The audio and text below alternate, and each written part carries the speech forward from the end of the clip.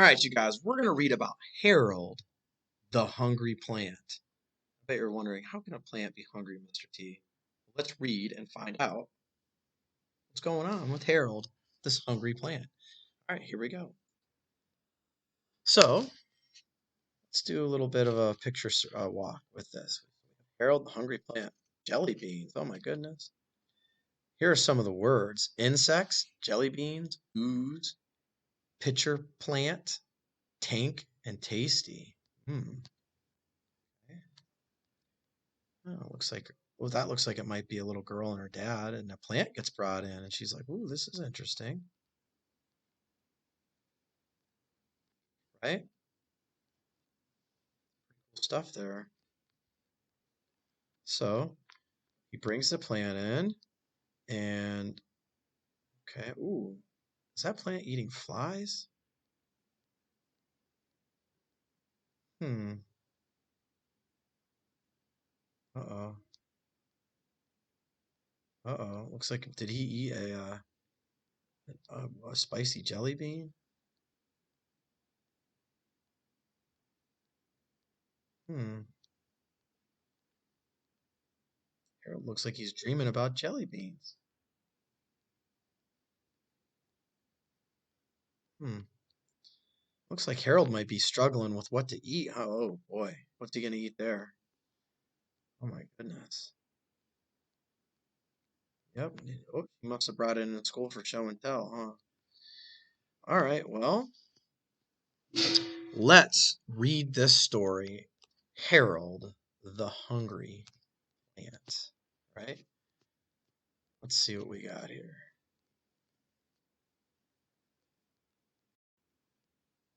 All right, let's start right here on page 3 and 4. One afternoon, April was doing her homework when her father brought her a present. He handed her a funny looking plant called a pitcher plant. This is a special plant, he told her. It eats insects. Wow, April replied. That's cool. April took the plant up to her room and set it on the windowsill. She wanted to get it to some sun, right? She wanted it to get some sun. I'll name you Harold, she said to the plant. Well, Harold looks happy. Harold is getting some sun too, huh? She began to look at the little book that came with the plant. It showed pictures of flies and spiders being eaten by the plant. April learned that she was only supposed to feed Harold once a week.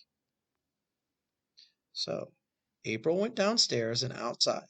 She looked around the yard and found a small ant hill. She caught some of the ants in a jar and took them to her room. April poured the ants in the plant tank and waited. Do you guys see a problem that could potentially happen here?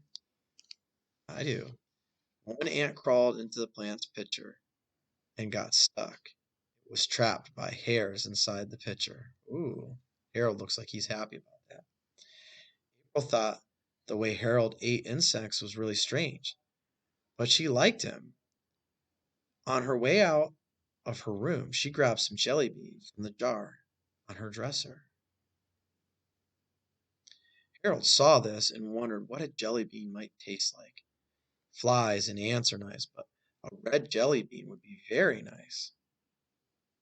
The next time Harold saw April bringing him some ants, he thought about the jelly beans she always ate. He wanted a red one, but when she opened the lid, it was just more ants. At least they were spicy, a red kind, right? Ooh. The next week, April brought Harold a fat, wiggly worm. She dropped the worm straight into this pitcher. It was a nice treat for Harold after only eating ants for the last few weeks. He still wanted a jelly bean. A week later, April brought Harold some more insects. Harold thought about jelly beans. He thought and thought as hard as he could. Jelly beans, jelly beans, jelly beans, jelly beans. He repeated the thought over and over. April ate a couple of jelly beans before feeding Harold more insects. When April opened the lid to Harold's home, she only had a couple of small spiders. Harold was disappointed. that she didn't feed him a red jelly bean. But he was very hungry.